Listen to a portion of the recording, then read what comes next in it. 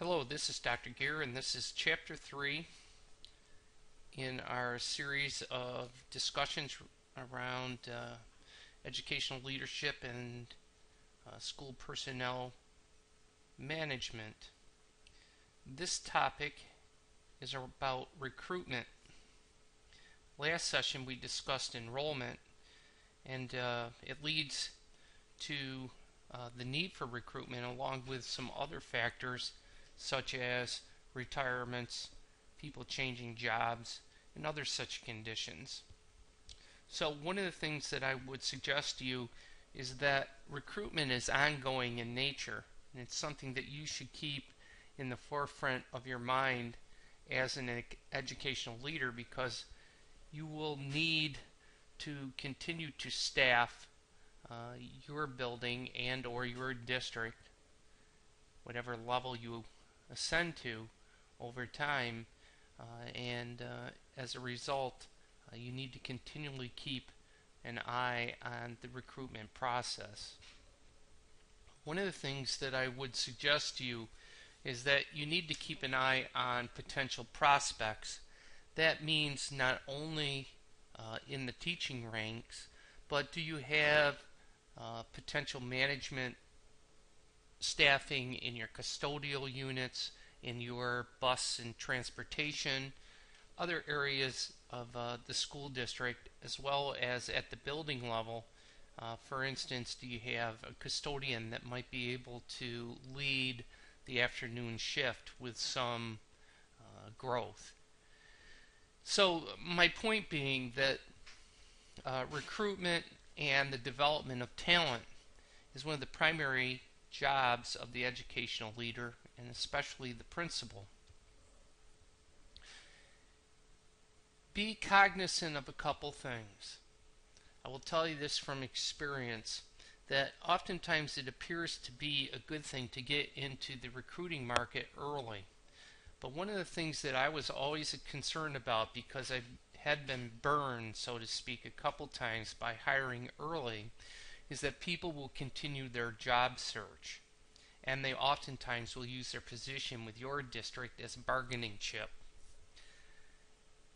That is, they would jump ship on you, and oftentimes right before the beginning of the school year. One of the things that I would suggest to you is that as you recruit and sign up a candidate for a position, one of the questions you need to ask them is simply, are you going to continue to look for a job? And if they indicate that they are, then obviously there's some ramifications to that.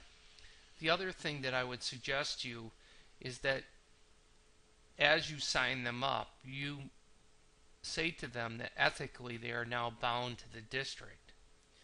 It's not a guarantee that someone might not still sign up with you and continue their job search, but I contend that if somebody tells you that they want to be part of your district, they sign up, they say to you, I'm not going to continue my job search, and then they do, that's probably not a candidate that you want in your organization anyway. So be cognizant of the time frame for recruitment. As you probably know, there's really some windows that are considered hot in terms of recruiting. The first is probably springtime, when you're getting your seniors, people who are going to graduate from college, are out actively searching for a position.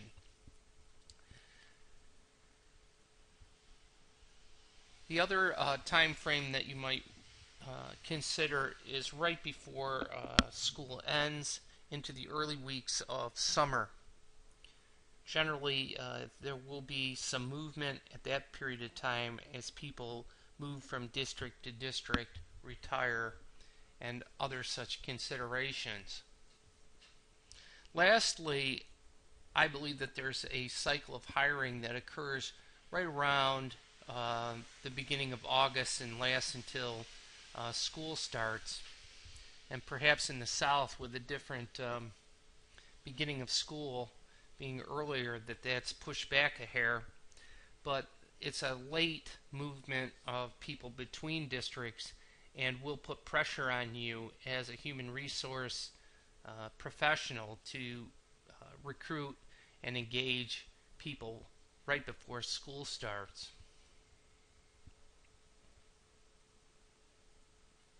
One of the things that I will point out to you here, and it comes up several times in this chapter, is that recruitment becomes much easier as your reputation as a good leader spreads. Also, what is the reputation of your school and district?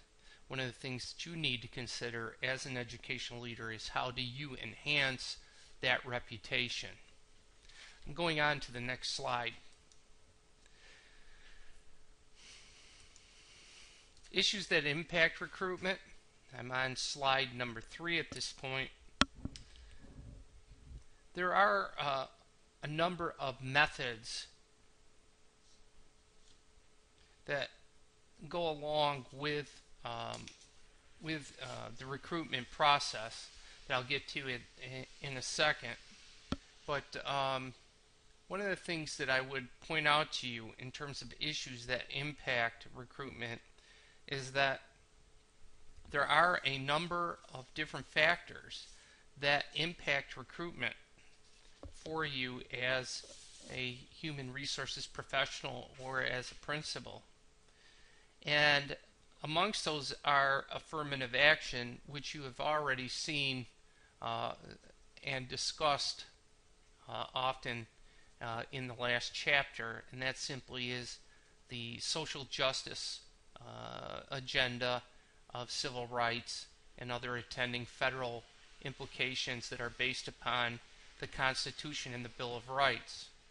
The other is things that you may want to think about is the reputation and policies of the school district, the nature of the position to be filled, in that some are easier than others to fill, and we'll talk about that in some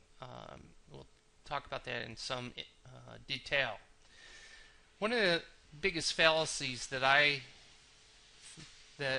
think surround the recruitment process and human resource issues is this whole thing around salary and fringe benefits.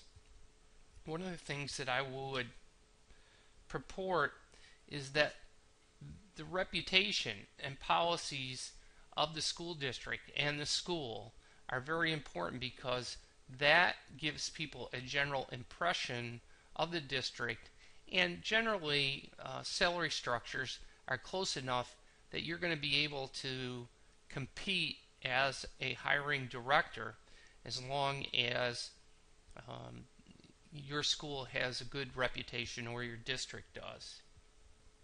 Do you know what the reputation of your district is? Do you know what the reputation of your building is? What are the strengths? What are the weaknesses? And one of the things that I would point out to you is that in this whole idea around the reputation and policies of the school district and how they filter down to the individual school is the idea of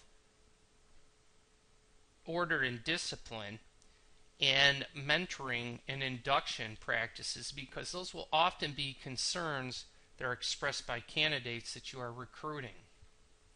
So I would suggest to you that you need to be prepared for questions around those two particular areas. Another issue is the position to be filled.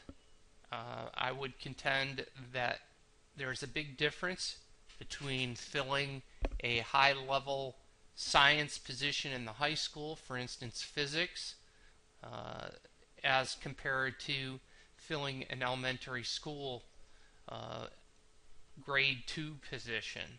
You will have hundreds of candidates most likely applying for the grade 2 position, and certainly a handful of people, perhaps if you're lucky, applying for that high-level science position.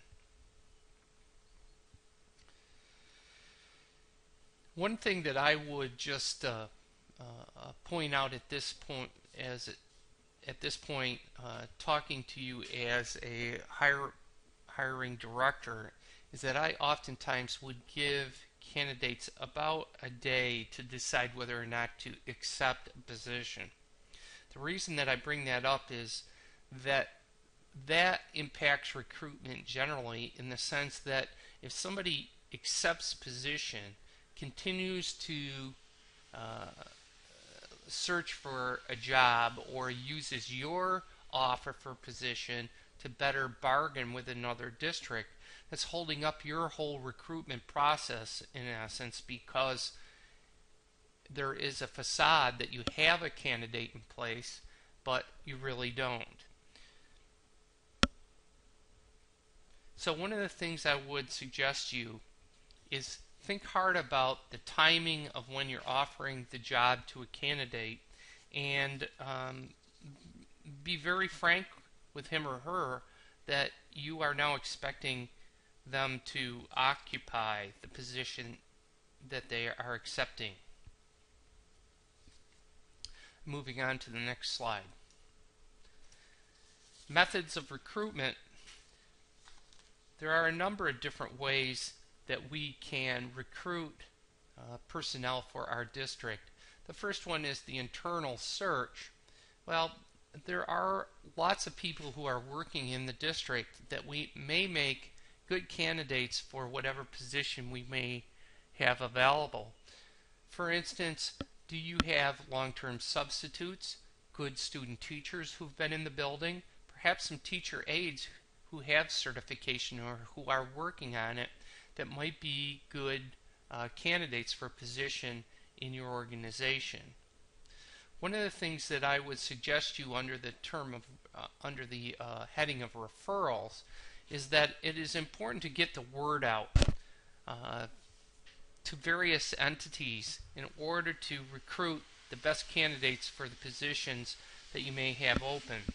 By that, I would say make sure that other principals, the assistant superintendent level, are asking the right questions of you about your staffing needs, but also that you are pushing them to point out to their colleagues at various professional meetings that you are having this opening or that opening, and oftentimes that word of mouth at those levels will generate some fruitful candidates. One of the things I also would suggest to you as a principal or a person in charge of hiring is that you have to keep in mind the overall needs of the district and school.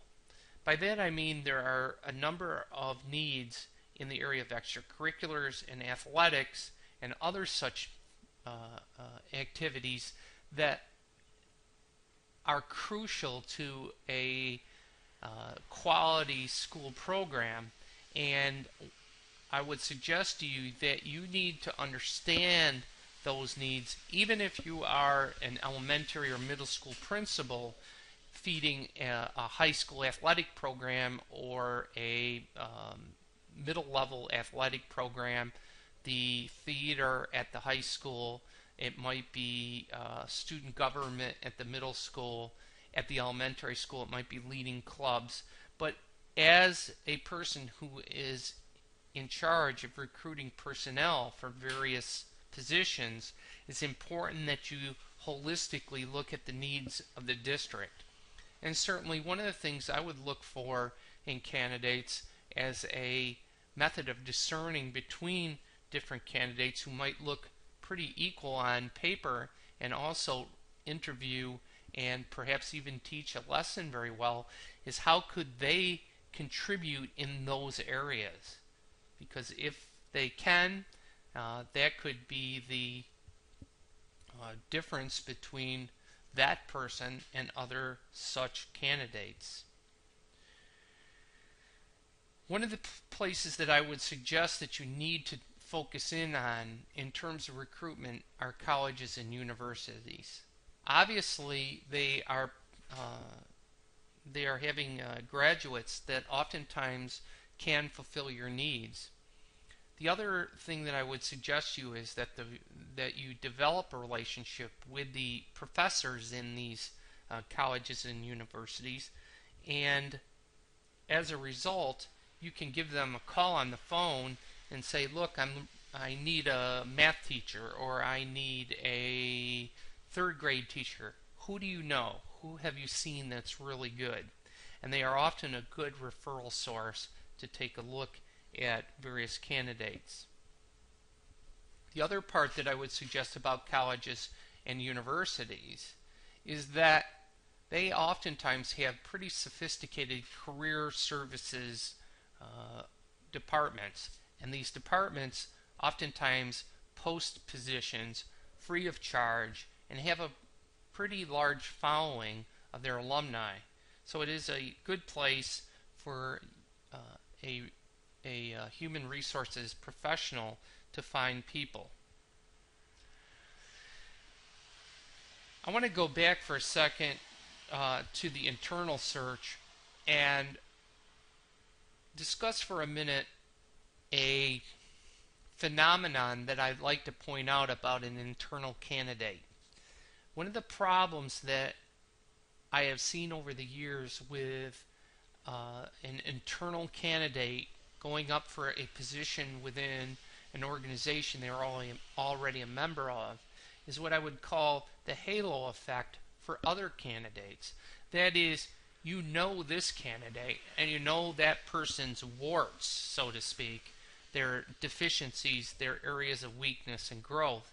Whereas as you recruit an outside candidate, one of the things that you're going to do is only see the best of that person, unless you do a very, very, very complete due diligence reference check and find somebody who's willing to really tell you if a candidate has some severe deficiencies.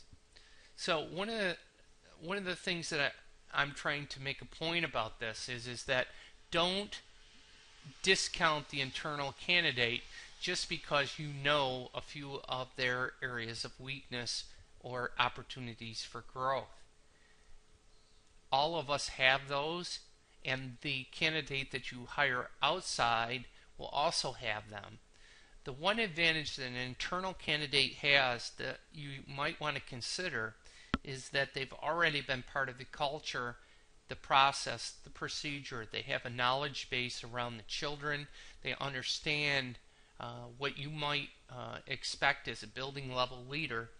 So I would pose to you, don't quickly dismiss an internal candidate because the external looks much better on paper or within the interview process. One of the things that I would like to discuss for a second with you is this whole idea around the professional organization. And the professional organization is very important in the recruitment process, in that you can oftentimes post with no charge ads for positions in various organizations. For instance, there might be a website for a local elementary school principals organization or high school principals organization, or maybe there is a superintendent's organization that offers a want to add part of their website. I would also say that one of the things that we often forget about when we're recruiting is the idea that we should let our staff know about the openings that are occurring, and sometimes we don't do that consciously. We expect people to understand that or know that, and oftentimes they don't. They can be an effective recruiting agent for you. They may know people, they may have family members, there may be any number of connections that they have that can help you in their recruitment process. The other place that I would suggest that we sometimes forget about as recruitment managers is that we will receive many unsolicited applications, resumes, and so on. Keep in mind that those are go-getters who are out and working diligently to obtain a position. Keep a file of those people who are sending you in material. They can be a fruitful source of candidates for a position. Moving on to the next slide. Advertising the position vacancies is something that is changing rapidly, and the reason that I say that is that in my experience, newspaper ads are relatively expensive, and I would suggest further that dependent on the number of openings that you have in the district, it's going to greatly affect whether or not you want to use newspapers as a recruitment tool. If you have lots of them, I think that a box ad of some form with a bunch of ads in it is an effective tool. I'm not discounting a box ad for individual positions, especially dependent on areas where there are severe shortage of candidates, but keep in mind that there are a lot of more cost-effective ways to recruit today. One of the things I would suggest you is don't forget really local papers and quote penny savers or ad newspapers. What they can do is for low cost spread within your immediate local area the needs for you as a recruiting agent. The other thing I would suggest to you is that this is a great avenue for recruiting support staff, for instance, food service, custodial mechanics, and other such types of workers, because they will continually peruse those as they show up in their mailboxes. One of the things that is in the textbook is about recruitment brochures. One of the things that I would suggest you is that you design one of those for your school or for your district that you can use over and over. In other words, some form of boilerplate. And in this you can put repetitive information, statistics, demographics, and certainly brag about yourself as a potential employer. Moving on to the next page. Technology has had a huge impact on recruitment, and you probably know that personally, looking for positions. One of the first places that we look now is on the web. I know that I've done that. That's, when I was looking for my position at Coastal, that's where I found it. The opening was on the web. I would point out to you that many schools have their own websites now. Almost all do. It's huge. It's grown so much, so quickly, in the sense of schools and districts having their own websites. It's grown exponentially. So not only do candidates use this more and more to solicit information about the district and what openings are available or what potential openings may come about, but I would suggest to you again that this might be a place for you to call out from the myriad of candidates you will get for a position real viable candidates. Because if somebody hasn't taken the time to go on to your website to prepare for their interview, and you certainly can pose them some interview questions that will show whether or not they've done this.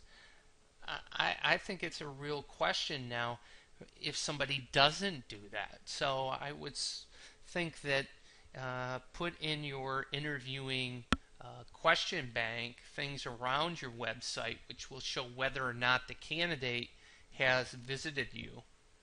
There are a number of uh, new items that are popping up all the time.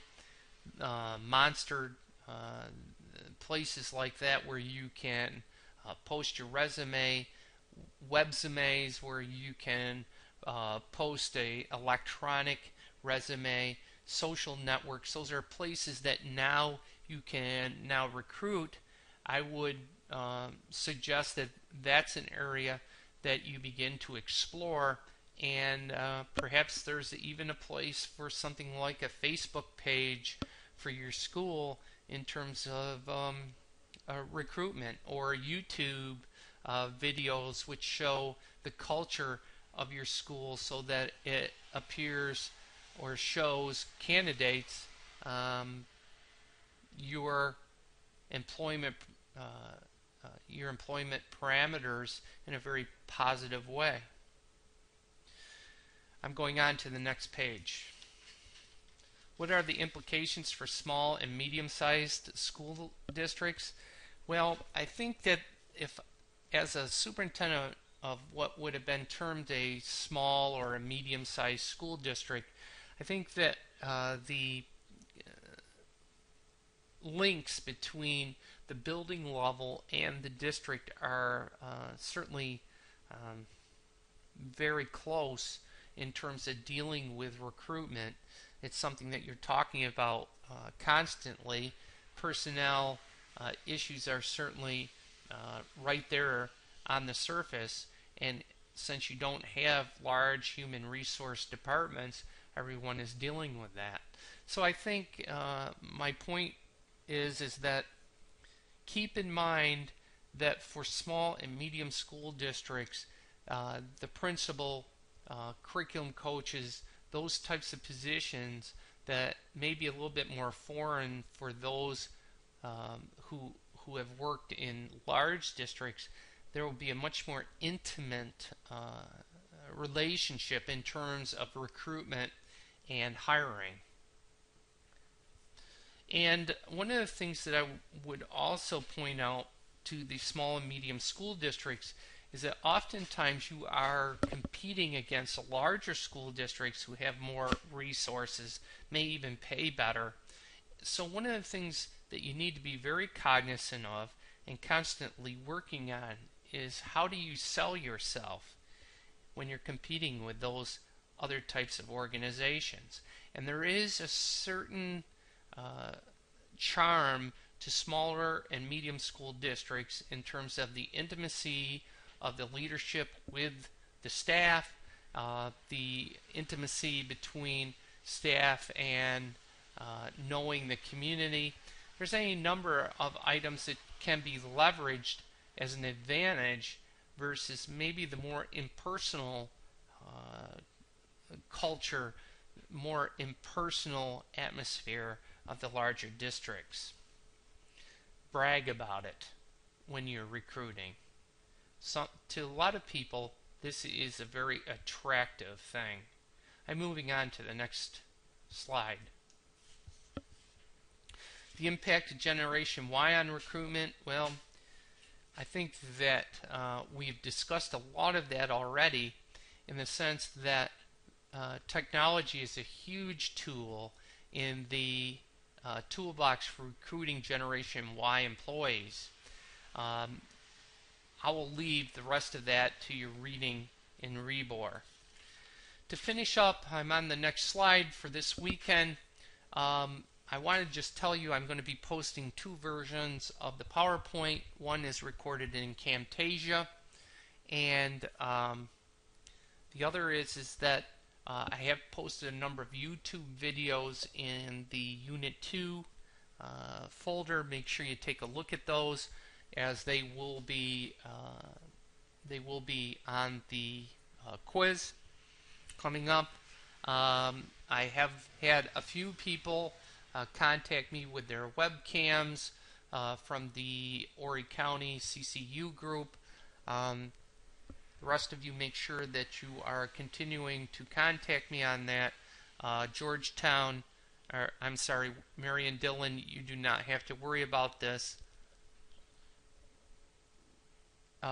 Real Player is a plugin which will help you play Camtasia. If you do not have that, go to the Real Player website and download this free plugin to view the Camtasia PowerPoints. As you know, this weekend you have some project work you should be doing. There's a research paper that you have been assigned. There are a number of discussion items. One of the things that will pop up over the weekend are a number of your in-basket activities.